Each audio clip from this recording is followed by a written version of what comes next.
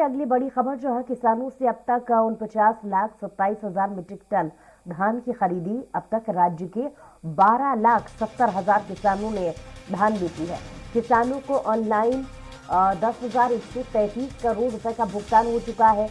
Custom milling के लिए 28,98,000 metric ton से ज्यादा का उठाव हुआ है। 1 नवंबर से समर्थन मूल्य पर धान खरीदी की जा रही थी।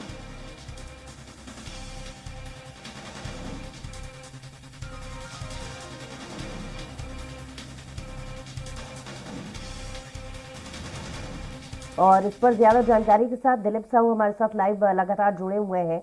दिलीप, धान खरीदी को लेकर लगातार सरकार की तरफ से प्रयास किए जा रहे थे, जिसका समय समय पर स्वराज एक्सप्रेस ने भी जमीनी हकीकत को दर्शाने की कोशिश की।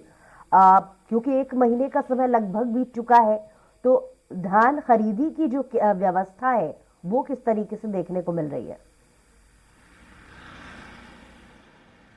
जी बिल्कुल बुसरा, 1 नवंबर से समर्थन मूल्य पर धान खरीदी का जो कार्यक्रम है वो शुरू हुआ था और लगातार सभी सहकारी केंद्रों में धान खरीदी की जा रही है।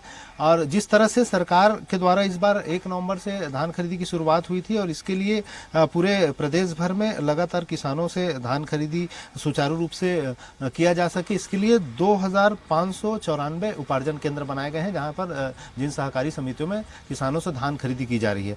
हालांकि 31 जनवरी तक धान खरीद किया जाना है, लेकिन अब तक लगभग आधे समय बीत चुके हैं और इस दौरान सरकार ने जो तय किया है करीब 110 लाख मीट्रिक टन धान खरीदी का, उनमें से लगभग आधे धान की खरीदी हो चुकी है और करीब अब तक 49,27,000 मीट्रिक टन से अधिक की धान खरीदी की जा चुकी है। और करीब जो पंजीकृत किसान है, करीब 25 लाख किसानों से धान खरीदी की जाना है, उनमें से अब तक करीब 12,70,000 से अधिक किसानों ने धान बेचा है समर्थन मूल्य पर और उसके एवज में उन्हें 10,133 करोड़ रुपया का भुगतान भी ऑनलाइन उनके खातों में की जा चुकी है। तो लगातार धान खरीदी की जो प्रक्रिया है वो जारी है। इसके साथ साथ जिन खरीदी केंद्रों में धान खरीदी की जा रही है तो वहां से फिर राइस मिलों में भेजा जा रहा है, ताकि कस्टम मिलिंग किया जा रहा है, ताकि जल्दी से जल्दी वहां से उठाव हो और राइस मिलिंग करने के बाद फिर उसे FCI के गोदामों में जमा कराया जा सके। ये प्रक्रिया लगातार की जा रही है और इस बार क्योंकि 1 नवंबर से धान खरीदी का सिलसिला शुरू हुआ, इसलिए किसानों को भी काफी समय मिला, काफी राहत मिला है।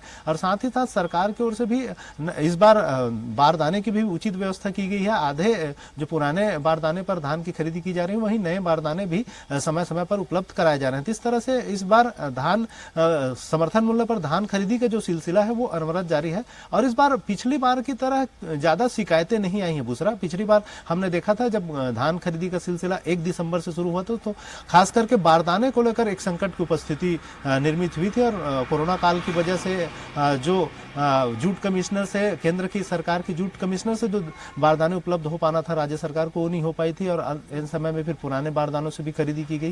तो पिछले बार हमने बारदाने के लिए भी काफी मशक्कत करते हुए किसानों को देखा, लेकिन इस बार क्योंकि 1 नवंबर से शुरू हुआ और पुराने बारदानों में धान खरीदी के लिए शुरू से ही सरकार ने दिशा निर्देश जारी कर दिए थे, इसलिए इस बार ज्यादा दिक्कतों का सामना नहीं करना पड़ रहा है और किसान लगातार धान खरीदी केंद्रों में सुचारू रूप से अपना धान बेच रहे हैं। जी चलिए, बहुत शुक्रिया तमाम जानकारी के लिए दिलीप।